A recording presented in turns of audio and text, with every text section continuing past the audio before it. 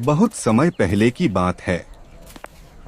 पहाड़ों और जंगलों के बीच बसा था एक छोटा सा गांव सोनपुर। दिन में यह गांव बहुत सुंदर लगता, लेकिन जैसे ही सूरज ढलता पूरे गांव पर अजीब सी खामोशी छा जाती। गांव वाले कहते थे कि पास के पुराने पीपल के पेड़ के नीचे एक चुड़ैल रहती है। कहा जाता था कि वह चुड़ैल रात को औरत की शक्ल में गांव में घूमती, किसी को आवाज देती और जो भी उसके पीछे जाता वह फिर कभी वापस नहीं आता।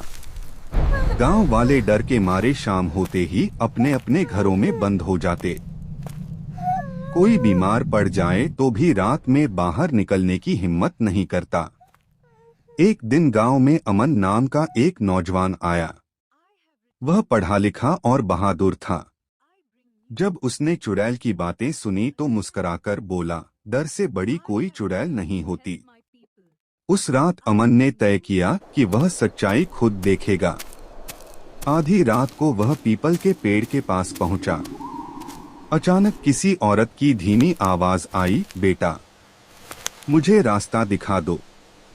अमन ने देखा, सफेद साड़ी में एक औरत, उल्टे पांव, आंखें लाल। गांव वालों की बात सच थी, लेकिन अमन डरा नहीं। उसने ध्यान से देखा तो पाया कि वह औरत रो रही थी।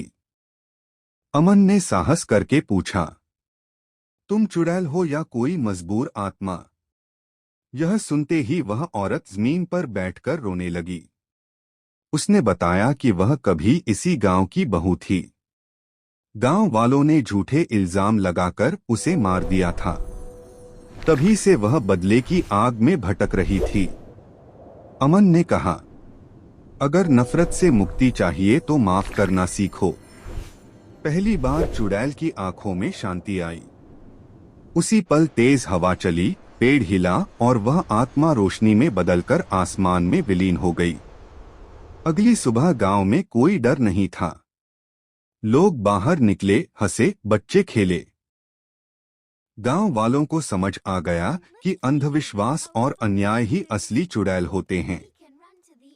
उस दिन के बाद सोनपुर में न कोई चुड़ैल रही, न डर, सिर्फ सुकून।